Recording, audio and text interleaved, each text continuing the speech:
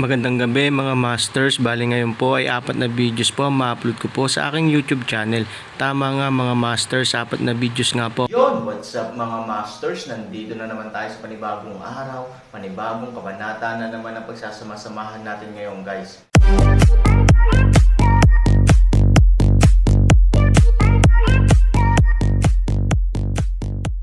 Bali mga masters, kung bago ka pa lang po sa aking YouTube channel, please click the subscribe button, lalong-lalo na po yung notification bell guys, para maging connected pa rin tayo sa isa't isa at maging updated kayo sa mga susunod ko pang video. Bali mga masters, bago natin umpisahan ng kwento ay mag-shoutout po muna tayo para sa mga solid nating tagapakinig. Shoutout kay Rompino JR, shoutout kay Norlisa Sugay. Yun na nga mga masters, no? Bali hindi na ito patagalin. In 3, 2, 1, let's go! Kabanata 2,931 hanggang 2,935. Kasabay nito, nakatanggap din ng balita ang pamilya Yang. Gayunpaman, iba sa pamilya Wang, alam ng pamilyang Yang ang kwento sa loob, kaya mas alam ni Yang Bin ang dahilan kung bakit ginawa ito ni Mo Yanxiang, na nagpaparamdam kay Yang Bin na walang magawa. Gusto niyang tanggalin ang pamilya Mo sa pamamagitan nito, ngunit ngayon ay tila imposible. Inayos ni Mo Yanxiang ang schedule at nag-ayos ng bagong kalaban para sa Aaron, na nagpapakita na sinusubok ni Mo Yanxiang ang lakas ng Aaron. Bagamat hindi pa nangyayari ang resulta ng pagsusulit, halos mahulaan na ito ni Yang Bin. Bilang Chanzi level strongman ng Apocalypse, paano magiging kalaban ni Aaron si Yan Bingfeng? Ang dahilan kung bakit siya ay maaaring maging isang tanyag na kandidato upang manalo sa Wuji Summit ay dahil marami pa rin ang mga tao na hindi nakakaalam kung gaano kalakas ang Aaron. Kapag alam ng mga taong iyon ang lakas ng Aaron, maaaring hindi nila mahawakan sa kanilang mga mata si Yan Bingfeng. Hindi ko inaasahan na si Mo Yanxiang, na napakalakas noong panahong iyon, ay matatakot sa isang 14 na taong gulang. Napabuntong hininga si Yang Bin. Alam ni Song Yun ang iniisip ni Yang Bin. Mas mabuti para kay Mo Yanxiang na huwag tuparin ang kanyang pangako at tuluyang masira ang hidwaan sa Aaron.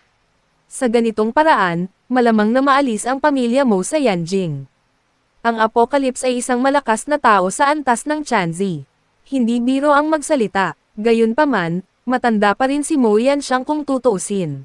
Kapag siya ay matanda, siya ay matatakot at mabalisa.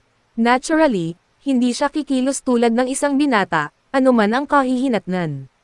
Ang Aaron ay nagpakita ng mahusay na lakas sa pamilya Mo, at ang paunang laban ng Aaron ay napakaganda. Makatwiran para kay Mo Yanxiang na mag-alala tungkol sa Aaron. Kung tutuusin, matanda na si Mo Yanxiang, ngunit hindi siya kasing lakas noon. Sabi ni Song Yun, "Oo, natatakot akong makikipagkompromiso siya sa pagkakataong ito." Sabi ni Yang Bin. Sa pananaw ni Yang Bin, walang suspense sa kompetisyon bukas, kaya ang mga pansamantalang resulta ni Mo Yanxiang ay inilagay sa kanyang harapan. Nang matalo ng Aaron si Yan Bingfeng sa Challenge Arena, maaaring tuparin ni Mo Yanxiang ang kanyang pangako sa unang pagkakataon. Ito ay hindi isang masamang bagay.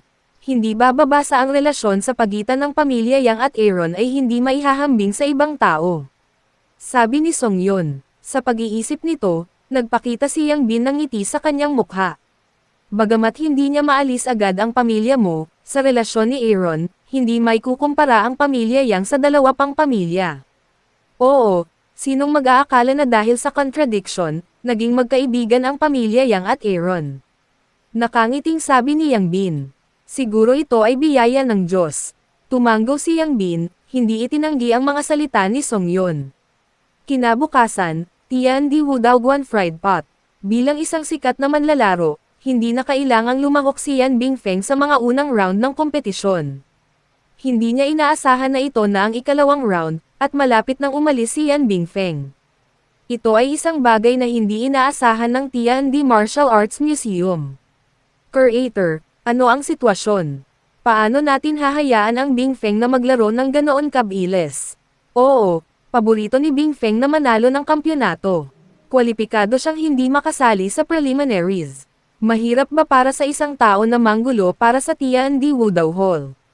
Sa harap ng mga pagdududa ng mga tao, nataranta ang may-ari ng museo. Nang makatanggap siya ng balita pansamantala, hindi niya naintindihan ang nangyayari. Gayunpaman, sa mga tuntunin ng Wuji Summit, ito ay isinaayos sa ganitong paraan. Creator, kung tutusin, gusto ko rin mag-warm up. Dahil malapit na ang kompetisyon, sasali na lang ako. Anyway, hindi siya pwedeng maging kalaban ko. Si Yan Bingfeng ay matangkad at walang sumasabog na kalamnan. Payat siya sa damit at may laman sa damit. Maganda rin siya, kaya maraming fans si Yan. Payat siya sa damit at may laman sa damit.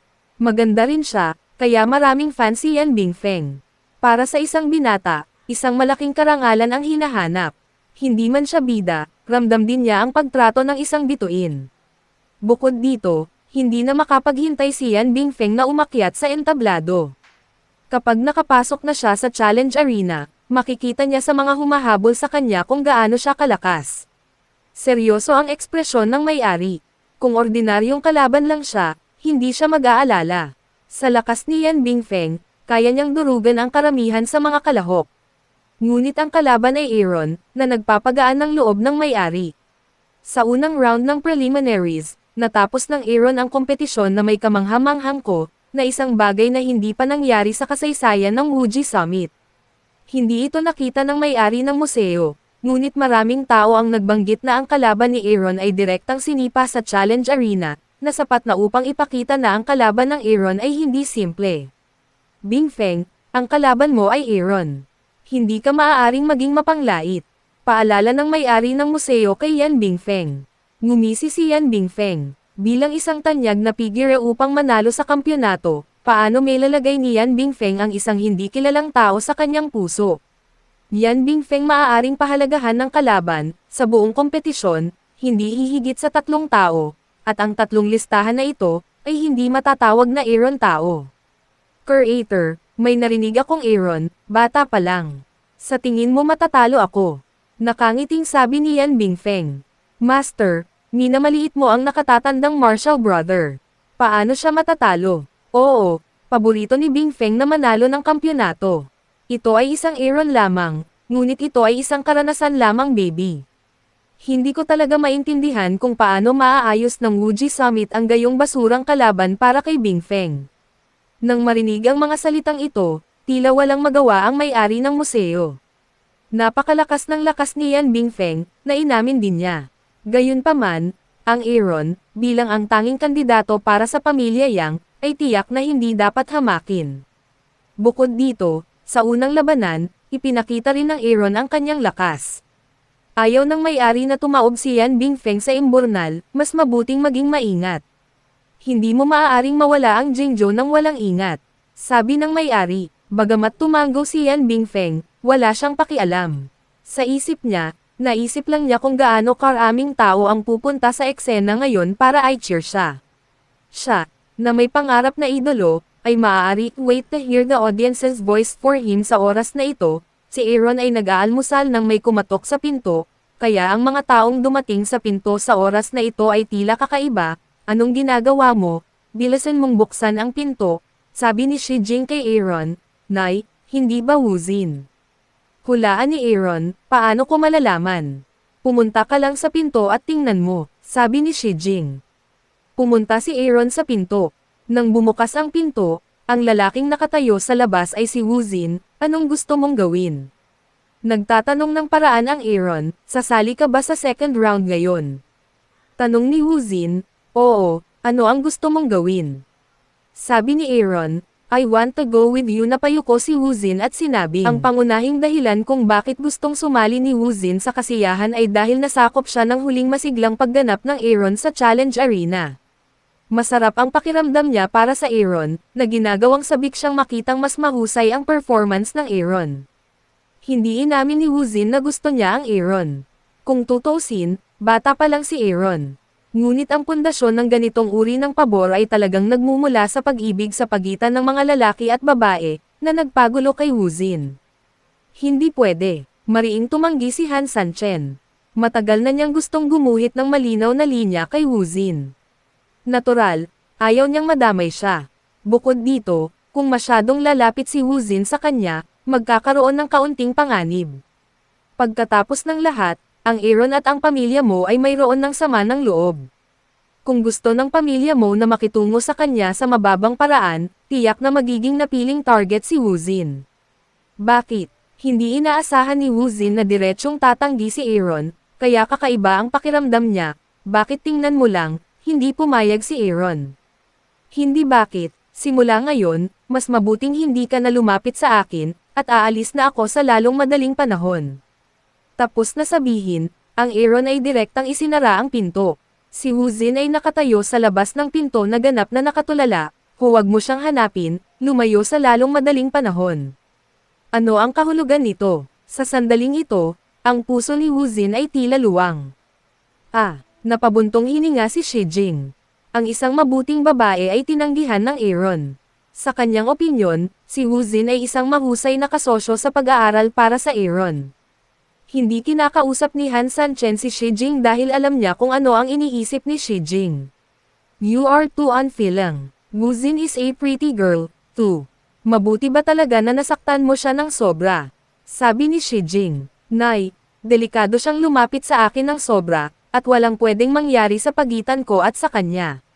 Sabi ng Aaron. Mapanganib ba ang paglapit? Naiintindihan ni Shijing ang ibig sabihin ng pangungusap na ito. Pagkatapos ng lahat, ang Aaron ay mayroon na ngayong napakaraming potensyal na kaaway sa Yanjing.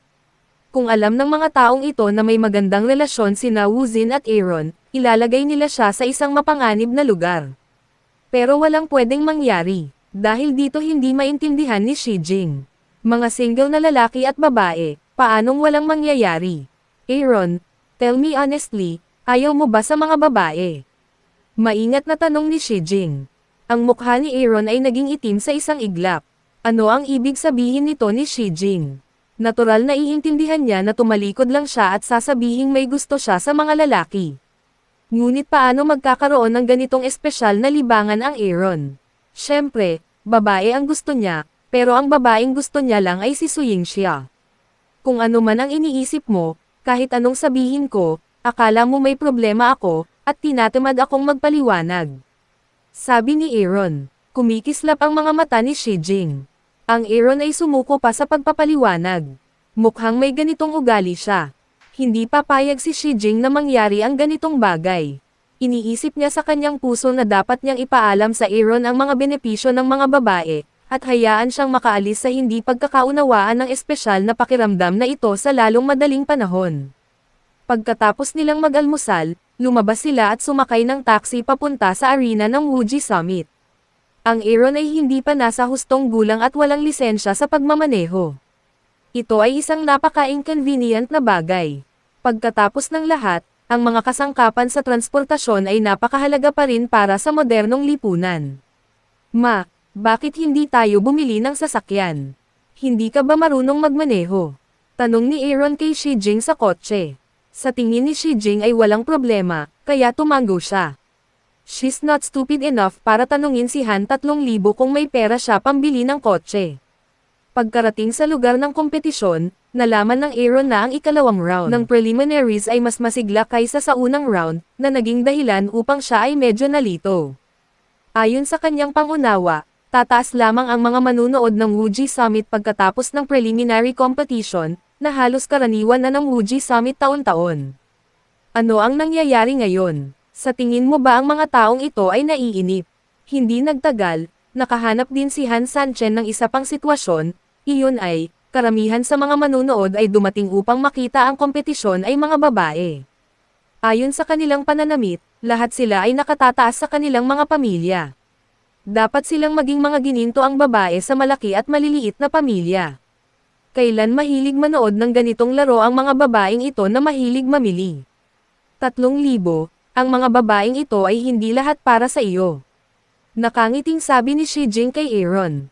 Ngayon ang reputasyon ng Aaron ay lumaganap sa matataas na uri ng Yanjing, kaya dapat isipin ni Shijing na ang mga babaeng ito ay dumating para sa kanyang anak. Gayunpaman, hindi ganoon ang iniisip ng Aaron. Kung tutusin, karamihan sa mga taong talagang nagmamalasakit sa kanya ay mula sa martial arts at Taoism circles. Hindi ko inaasahan na makikita ko si Yan Bingfeng sa kompetisyon ng ganoon kaga. Ang galing talaga. Akala ko kailangan ng karera para makita si Yan Bingfeng. Paano siya makakasali sa preliminaries? Mabuti naman, mas mabilis natin siyang makikita. Ang kalaban daw niya ay isang batang lalaki na nagngangalang Aaron. Hindi ko alam kung ano siya. Kwalipikado siyang labanan si Yan Bingfeng. Kahit sino pa yan, hindi ito kalaban ng iceberg. Sa pakikinig sa mga komento mula sa mga batang babae, sa wakas ay alam na ng Aaron kung ano ang nangyayari. Ang dahilan pala kung bakit maraming babae ang naaakit sa eksena ay isang lalaking nagngangalang Yan Bingfeng, na kalaban din niya. Gayunpaman, medyo kakaiba pa rin ang Aaron. Ano ang pinagmulan ng Yan Bingfeng? Kaya niyang maakit ang atensyon ng napakaraming kabataang babae. Nakagawa ba siya ng idolo na daan sa martial arts circle? Well, biglang bumantong hininga si Shi Jing, medyo nadismaya. Akala niya ay darating ang mga babaeng ito para sa Aaron, ngunit hindi niya inasahan na mabubuhusan sila ng malamig na tubig ng ganoon kaga. Hindi matawa o umiyak si Han Sanchen. Hindi niya talaga maintindihan ang kaisipan ni Shi Jing. Takot ang nanay na ito na wala siyang babae. Sa edad na 14, hindi na siya makapaghintay na umibig siya. 3,000, mukhang hindi simple si Yan Bingfeng. Sinabi ni Shi Jing sa Aaron. Upang magkaroon ng napakagandang reputasyon, imposibleng maging isang simpleng tao, at ngayon lang ay may nagsabi na hindi kailangang lumahok si Yan Bingfeng sa paunang kompetisyon, na nagpapakita rin ng kanyang lakas. Gayunpaman, isang tao na hindi kailangang lumahok sa paunang kompetisyon, ngunit lumitaw sa ikalawang round ng paunang kompetisyon, na medyo kakaiba, tila may mga taong sadyang nag-ayos ng mga kalaban para sa akin, sinusubukang patumbahin ako, sabi ni Aaron kasama ang isang ngiti. Nang marinig ang mga salita ni Aaron, agad na nakipag-ugnay si Shi Jing sa pamilya mo sa bagay na ito sama ng loob. Sa oras na ito, tumakbo siyang Wanlin mula sa malayo, na humihingal na. Yun na nga mga masters, no? Bali panibagong kabanata na naman yung natapos natin ngayong gabi. Muli, maraming salamat po talaga sa walang sawang suporta po sa aking YouTube channel na talagang inaabangan nyo po ang bawat upload ko po. Bali mga masters, magkita-kita ulit po tayo bukas ng gabi at ngayon po ay magpapaalam po muna tayo. Bali mga masters, bye-bye!